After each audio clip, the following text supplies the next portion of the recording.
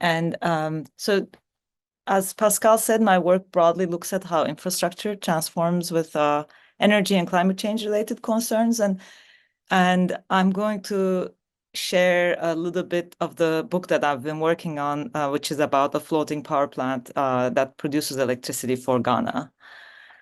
So in addressing urgent electricity demands, many countries have been looking toward quick power generation systems. And one emergent system is power ships, so floating power plants that anchor at a harbor, plug into a national grid, and generate electricity by relying on heavy fuel oil or natural gas. The Turkish company Karadeniz Holding, or Car Power, as it's known to many of its customers, has become an increasingly popular producer of power ships in the past decade. And Car Power is a family-owned business, and it builds its ships on spec in various shipyards in Istanbul and leases them to places with high energy demands. And here you're seeing one of their a model for one of their larger ships. The barge in Ghana, Ayşegül Sultan, anchored in the Tema fishing harbor and produced power for the country's grid between December 2015 and September 2017, initiating the company's operations in Africa. And this larger power ship, Osman Khan, replaced Ayşegül Sultan in late 2017, almost doubling Car Power's production volume. And other projects were planned and operational in Iraq, Lebanon, Indonesia, Pakistan, Zambia. The list goes on. And maybe you've heard about some of these projects, especially the Lebanese projects have been in the media quite frequently. And Car Power labeled their project The Power of Friendship, presenting it as a campaign to bring quick and cheap electric power to those in need. As temporary and market-based systems, power ships didn't represent the arrival of progress per se. Instead, their producers promoted them as liminal devices whose obsolescence would allow for a renewable energy future. So in contrast, historian Stefan Mischer shows how Ghana's Volta Dam had produced different temporalities of an industrialized future that would transform the country's rural past and create new cities, factories, and infrastructures. At the dam's inauguration ceremony in January 1966, Kwame Nkrumah, who's the first president of independent Ghana and a Pan-African statesman, announced, "It's in this spirit of fruitful collaboration for a better world that I inaugurate the Volta River Project. Let us dedicate it to Africa's progress and prosperity. Only in this way will Africa play its full part in the achievement of world peace and for the advancement of the happiness of mankind." Nkrumah was overthrown by a military coup a few months after the ceremony. So inadequate rainfall and rising temperatures associated with climate change have negatively impacted the Volta Dam, at times completely incapacitating it. An electricity crisis between 2012 and 2015 resulted in unprecedented power cuts throughout Ghana. Power for industries and homes was out for 24 hours at a time and turned back on for only 12-hour periods. Dumsor, which is the name given to the crisis that means off and on in Twi, was brought about by low water levels in hydroelectric dams, disruptions to natural gas flows from Nigeria, and alleged mismanagement of the grid infrastructure, which you see here photographed. In response, Ghanaian decision makers saw a further expansion of the country's energy portfolio as a solution to the crisis, shifting the nation's energy production away from hydropower and towards fossil fuels. So today, fossil fuel-powered thermal plants produce about 2/3 of Ghana's electricity. Car Power could have built a land-based power plant here, but they did not, Car Power's Ghana director Serkan explained as we had lunch at a Turkish restaurant in Accra. Instead, they built the plant on a barge. If Ghanaians gave us a concrete slab and allowed us to place a plant on that slab, Karadeniz could have done that, but we did not. He picked up a clean white napkin off the table. Then he folded it 4 times until it was the size of a stick of gum. This is how much space our barge takes. This is how much more effective it is when compared to a land-based power plant. And if the authorities do not pay, or if there's a war, then we take our barge and leave.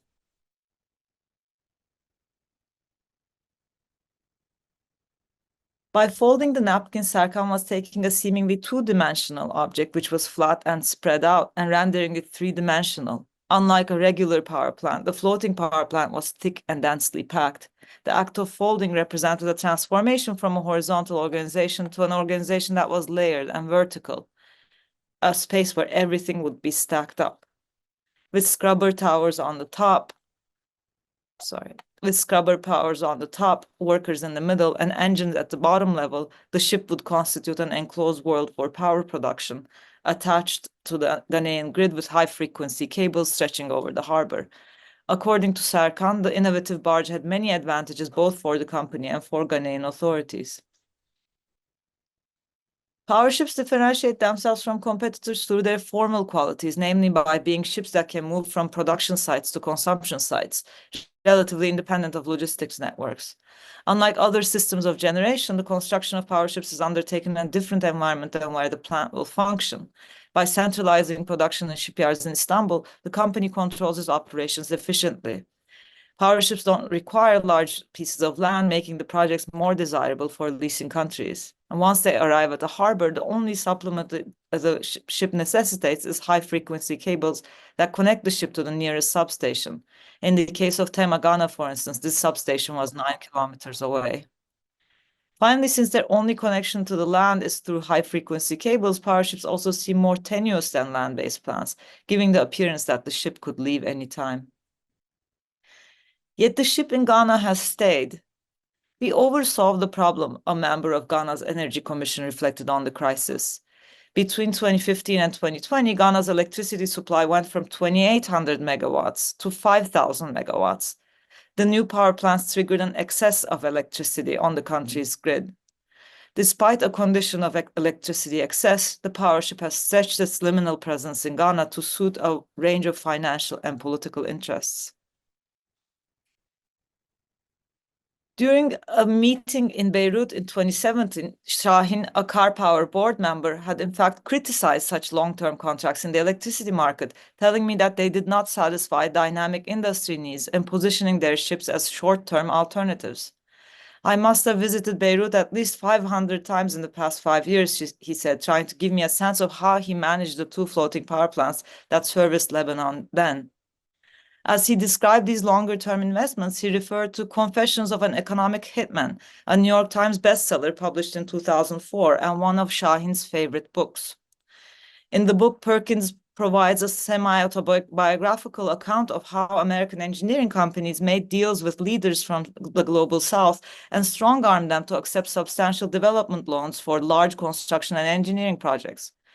Confessions of an Economic Hitman offered Şahin a reliable map of global politics with energy at its helm. Interestingly, Şahin situated his company's projects in opposition to these larger contracts with long-lasting impacts. Even though the floating power plants were a byproduct of the US interventions in Iraq in the 1990s and 2000s, which comprise a significant section of the Perkins book, Şahin differentiated his company's objectives by suggesting that they embrace the short term as the primary space for capitalist intervention. As nimble prosthetics for collapsing electricity production systems, the ships would offer emergency relief, assisting countries that had for decades been devastated by the kinds of large-scale engineering and construction projects that Perkins described in this book. Such focus on the short term endowed the floating power plant with a new kind of ethical function, rendering them distinct tools for development. Despite the various kinds of attachments their company's projects necessitated, including taking 500 trips from Istanbul to Beirut over 5 years, representatives of Car Power stressed that their work concentrated on what constitutes now. Such invocations of the short term as a space for capitalist intervention offered them 2 advantages. First, it allowed them to differentiate themselves from companies originating from the global north, presenting them with the ability to provide seemingly ethical tools for development that would serve as bridge technologies. They identified with Perkins' critique of extractive capitalist practices and imagined themselves as providing an alternative business model. The ship's formal capacity as a floating platform that could appear or sail away gave further legitimacy to these claims. Second, the invocations of the short term provided Car Power representatives with an opportunity to situate themselves in the telos of progress, where their products would serve merely as liminal devices. as energy production facilities that would appear quickly when necessary and disappear when the countries in need no longer required assistance, floating power plants would pave the way for producing renewable energy. In a global and regional context where the telos of development has lost its credibility, the narrative of energy transition reintroduced such imaginations of linear progress.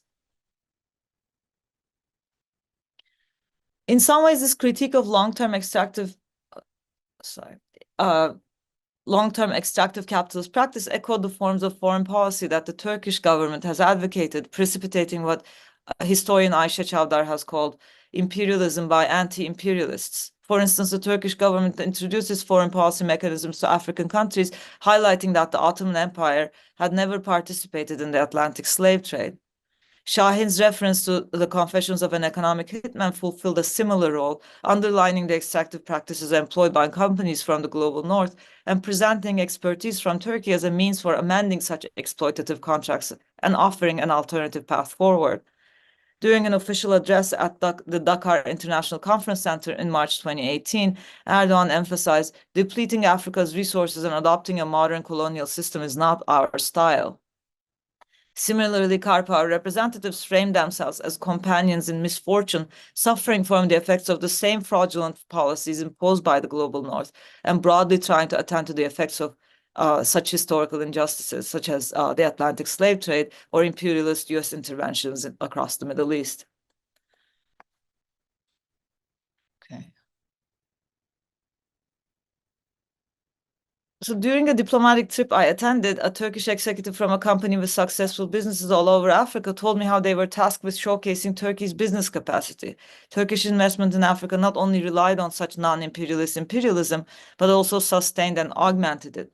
Power producers such as Car Power were the poster children of Turkey's expansion to African markets, acting as what some called a soft power mechanism employed to exert Turkish foreign policy there. Such exports to Africa also added to Erdogan's popularity back home in Turkey.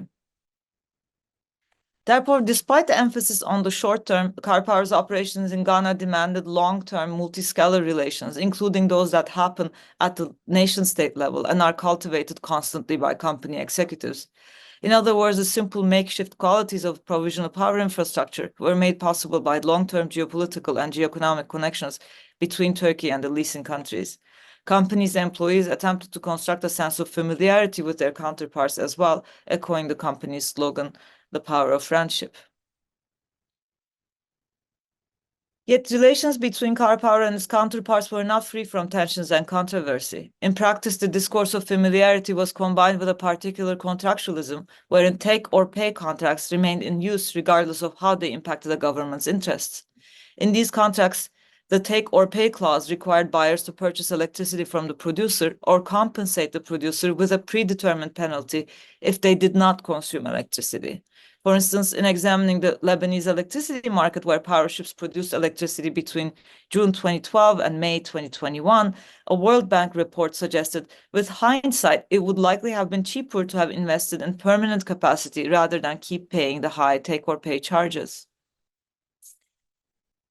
In their investigative reporting on Car Power, reporters from South Africa's non-profit news service, Amabungane, claimed that when a power ship entered the market, it remained there for the entirety of the 20-year contract, regardless of whether it produced electricity for the grid. The reporters highlighted the problems with power ship contracts, arguing it appeared that Car Power had a practice of entering new markets by paying large facilitation fees to politically exposed persons, which could be construed as bribery. All in all, the rhetoric of friendship paralleled extractive practices that ensured corporate benefits. Like many independent power producers, Car Power's power ships had entered the Ghanaian market on take-or-pay contracts, leaving the country with a significant financial burden.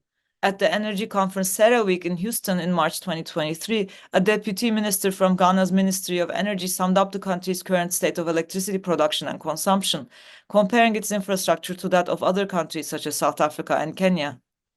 The solution to power outages between 2011 and 2016 was to aggregate more power in a non-transparent manner, he recapped, and now we have excess capacity.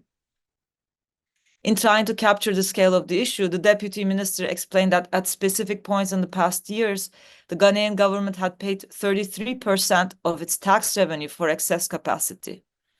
Overall, the deputy minister's comments demonstrated how take-or-pay contracts undermine the imagination of power ships as ethical infrastructure and delegitimized the claim that Ghana and Turkey had participated in this contractual process as equals. While enabling a liminal period, power ships also postponed ideas of progress to an era that would commence upon their departure. They would pragmatically attend to routine consumer demand and until they were eventually replaced by clean electricity generation. Since their work depended on market-based contracts, floating power plants seem more temporary when compared to state-sponsored infrastructure projects such as Ghana's Volta Dam. Complying with the logics of the market, the executives who ran the power ships wished to stretch and expand that near future as much as possible. As the power ship remained in Ghana, these yet-to-come anticipated visions of future potential grew ever more distant. As businesses operating according to market logics, temporary power producers were financially and politically invested in extending this in-between period as far into the future as possible, suspending the arrival of an era beyond their obsolescence. In some ways, the long-term relations I described enabled such deferral.